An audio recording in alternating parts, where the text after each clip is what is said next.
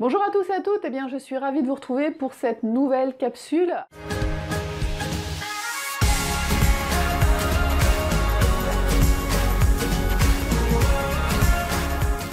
Alors aujourd'hui, nous allons parler de la résistance à l'amincissement dans le cadre d'une activité sportive et on va voir des fois dans le cadre d'une activité sportive intense. Et je vais aussi en profiter pour répondre à une question qui m'a été posée d'une jeune femme qui a fait le tour du monde à vélo et qui s'étonne que malgré son activité physique quotidienne de 6 à 7 heures, elle ne soit pas plus mince que ça. Alors j'ai envie de dire qu'il y a de fortes probabilités que tout ça soit la faute, ou en partie la faute, on va dire, du cortisol. Alors le cortisol est une hormone stéroïdienne produite par les glandes surrénales. Alors c'est vrai que j'en parle régulièrement. Alors à dose physiologique, le cortisol a une action anti-inflammatoire, anti-allergique, elle module l'immunité, mais elle protège surtout l'organisme du stress physique et émotionnel. Et le cortisol, au final, favorise l'adaptation aux situations difficiles. Il faut savoir qu'il s'élève de façon significative et physiologique au petit matin, ce qui nous permet de sortir du sommeil et avoir envie d'aller faire sa journée. Bien sûr, avant de décliner tout au long de la journée. Le cortisol, il est produit en excès en cas de stress chronique, en cas de stress physique,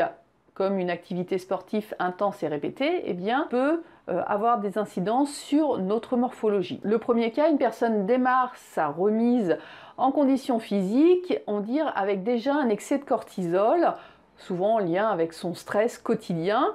Donc lors de son entraînement, eh bien, son corps va synthétiser de nouveau du cortisol pour s'adapter aux contraintes physiques de l'effort et l'ensemble va produire ce qu'on appelle de l'hypercortilosémie. Le deuxième cas, ce sont les gens qui vont faire leur activité physique à jeun. Donc au début de l'activité, eh bien, les réserves de glycogène vont être utilisées, mais rapidement le corps va se trouver sans carburant. Donc il va falloir qu'il resynthétise du glucose. Alors là, ça va être cette fois-ci à partir de protéines ou d'acides gras. Ce mécanisme, eh bien, on l'appelle la néoglycogénèse. C'est le foie qui produit cette néoglycogénèse. Et sachez que l'hormone qui déclenche ce mécanisme, eh bien, c'est le cortisol. Donc sachez que si on pratique une activité physique à jeun, eh bien, le risque est de passer aussi avec le temps en hypercortilosémie. Alors le souci de cette hypercortilosémie, cet excès de cortisol, eh bien, ça va détruire les fibres musculaires, empêcher le corps de stocker le glucose en glycogène musculaire, eh bien, ce qui va aboutir déjà à un moins bon rendement physique. Et faut savoir aussi que le cortisol abaisse le niveau de testostérone, donc plus de difficultés à faire du muscle, mais aussi plus de difficultés à récupérer.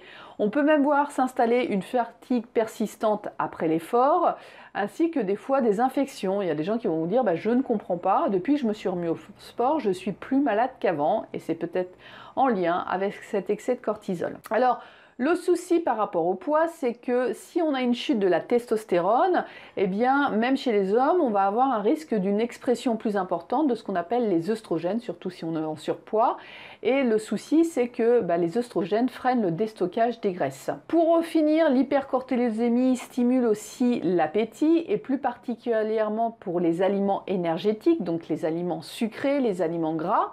Il freine aussi la lipolyse, augmente ce qu'on appelle la lipogénèse, donc le stockage des graisses, d'où la résistance chez certaines personnes à l'amincissement lorsqu'ils se mettent à faire du sport. Alors pour éviter ce risque, il est intéressant de prendre une collation avant 1 heure avant l'effort. Ce délai, bien sûr, pour éviter les désagréments de la digestion pendant l'effort. Alors dans la collation, on pourra penser aux bananes, aux amandes, aux noisettes, aux noix, aux abricots secs. Ou pour d'autres, ça pourra être du pain de qualité, demi-complet ou complet, du jambon, quelques amandes. On peut aussi penser aux flocons d'avoine parce qu'ils ont une action énergétique, mais surtout ils favorisent la libération de la testostérone libre. Pour les personnes stressées qui se remettent au sport, eh bien, il va falloir plutôt partir sur des sports doux.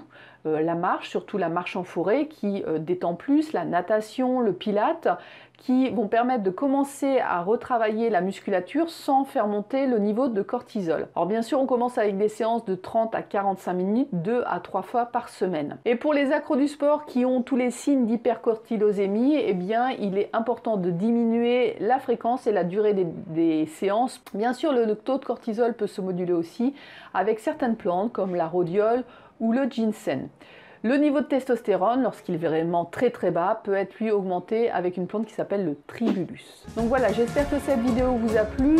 N'hésitez pas à la partager si vous pensez qu'elle peut être utile pour d'autres. Je vous retrouve très vite. Je vous souhaite une bonne journée. Bye bye.